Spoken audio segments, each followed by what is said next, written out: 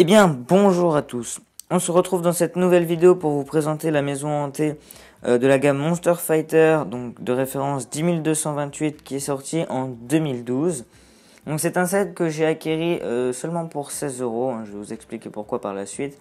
Donc je me suis dit il était peut-être temps que je vous fasse cette review car je l'ai depuis longtemps.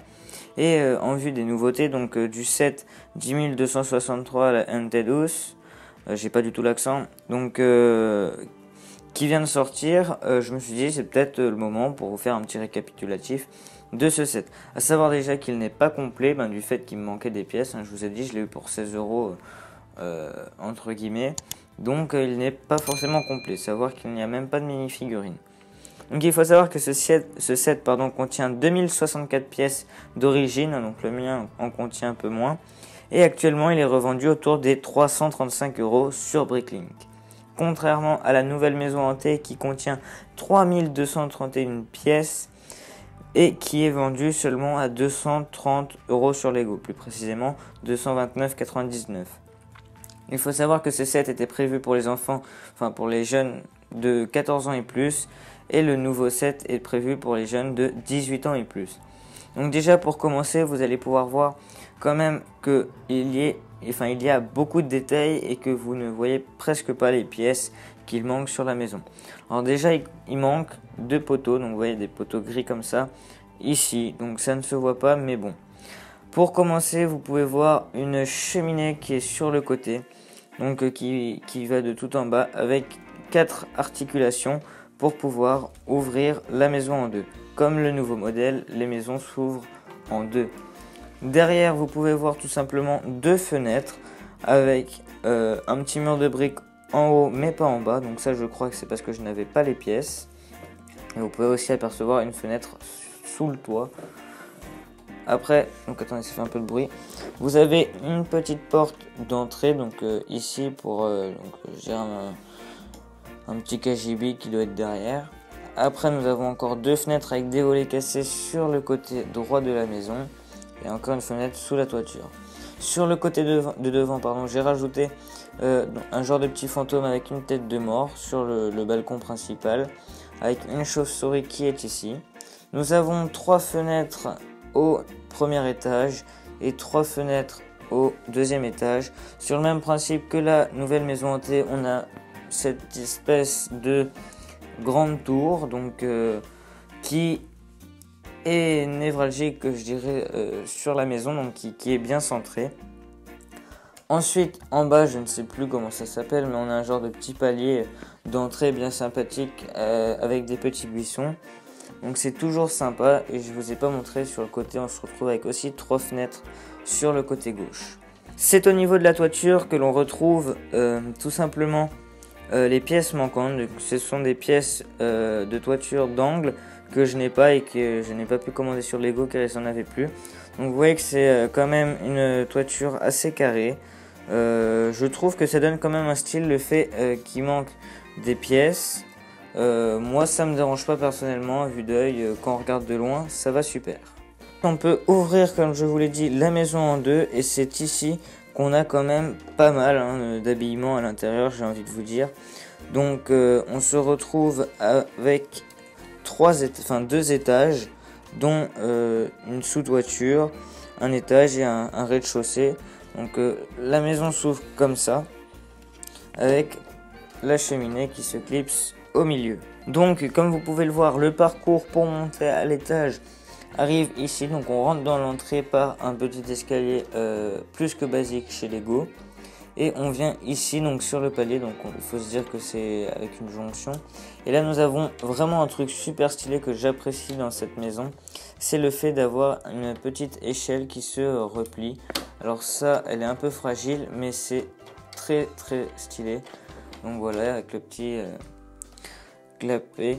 Donc on se retrouve quand même avec un grenier presque, donc c'est un grenier qui est exclu du monde tant qu'il n'y a pas d'échelle et l'échelle tombe tout seul. On a juste à retirer ce morceau, c'est vraiment très fragile donc il faut faire attention. Donc voilà, ça fait très sympathique, hein, donc c'est très simple en plus, hein, il suffit de 3 barrières, donc il faut se dire que c'est pas mal. Donc au rez-de-chaussée, donc dans l'entrée, je dirais, nous avons une cheminée avec tout simplement un petit bateau, hein, comme vous pouvez le voir ici. Vous avez une petite bouteille avec gravé d'un bateau. Je trouve ça plus que sympathique. Ensuite, sur la partie du rez-de-chaussée de la maison, on se retrouve avec une cuisine décorée d'une toile d'araignée sur le mur, hein, ça décore, avec une grosse marmite et des genres de flacons de potions, avec ici un espèce de four, 2 casseroles, donc une casserole et une poêle, et plein d'ustensiles sympathiques, avec ici, comme je le disais, l'accès à l'extérieur. Quand on passe au second étage de la première partie, enfin au premier étage, on arrive avec l'escalier basique et l'échelle donc escamotable, je dirais, de grenier. Derrière, nous avons un petit bureau qui se situe ici avec donc un petit tabouret ou une petite table de chevet pour y poser la plume, avec l'atterrissage, je dirais, de la barrière de grenier ici. Ensuite, dans l'autre partie du premier étage, on a carrément une pièce très importante, donc qui est la chambre, avec une armoire qui est pas trop solide, hein, c'est plutôt de la déco. Donc avec une petite armoire, des cadres un petit peu partout, un très beau décor au-dessus du lit quand même. Au niveau décoration, on se retrouve avec des lumières jolies. Un lit, on dirait pas trop qu'il est hanté, hein, le lit, comme je dirais. C'est des lattes qui sont bien espacées, donc de ce côté-là, rien à dire. Ici, on a encore un cadre. Là, on a une genre de poubelle, donc je ne sais pas ce que c'est. On se retrouve avec 2 autres cadres sur les côtés et une genre de petite coupelle à côté de l'armoire. Ensuite, donc sous le grenier, enfin sous le toit au grenier, on arrive par l'échelle ici et on a donc plein d'étagères. Là, j'ai rajouté une petite sorcière qu'on peut voir par dehors, qui est vraiment sympathique. Donc il y a des bouquins, des coffres, des chaînes, des petites fioles. Donc tout le long du mur, c'est des étagères. Et de l'autre côté, on a aussi énormément d'étagères, donc avec des fioles, des verres, une machine à musique avec les disques et encore un coffre avec de la paperasse. Et encore une étagère qui est elle aussi très vide. Donc voilà, j'espère que cette petite visite de cette maison hantée globalement vous aura plu. Comme vous pouvez le voir, sur la partie extérieure, je ne vous l'avais pas précisé, mais presque tous les volets sont cassés, toutes les fenêtres sont barrées. Donc ça donne un petit effet aussi de maison qui est abandonnée. C'est un set pour moi qui est l'un des plus beaux sets que Lego ait fait en 2012. Hein. On se retrouve quand même avec une maison hantée qui est extrêmement détaillée. On peut jouer avec, on a décroché, donc là je pense qu'il y avait un volet qui doit y aller, mais je ne l'ai pas. Mais on peut jouer avec ce set.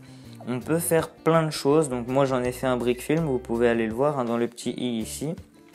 Donc on se retrouve quand même avec une grande capacité de jeu, pardon. Personnellement, moi je l'ai mis dans mon parc d'attractions pour faire une attraction de maison hantée. Je pense que sans ça dans le parc d'attractions ça ferait vide parce que c'est assez mastoc. Elle est très belle, que ça soit en déco ou en action, je dirais, comme dans des parcs. C'est vraiment un très beau modèle. Donc en tout cas, j'espère que la vidéo vous aura plu. N'hésitez pas à liker, à commenter, à partager. Et on est bientôt 750. Donc n'hésitez pas encore une fois à vous abonner et à mettre un petit commentaire en bas de la vidéo. Salut!